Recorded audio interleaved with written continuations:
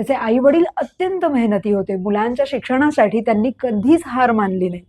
मंगेशनं civil इंजिनिअरिंगमध्ये शिक्षण घेतलं.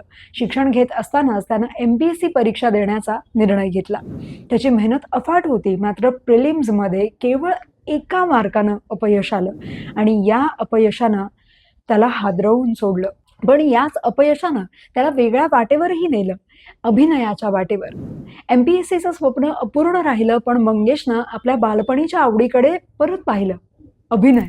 शालेय वयातच त्यानं छोट्या छोट्या नाट्य स्पर्धांमध्ये भाग घेतला होता आणि या अनुभवांनी त्याच्या मनात अभिनयाची एक ज्योत पेटवली होती. त्यानं स्थानिक रंगमंचावर काम करत अनुभव घेतला. सुरुवातीला खूप अपमान, तिरस्कार आणि दुर्लक्ष सहन करावं लागलं, पण त्यानं हार मानली नाही.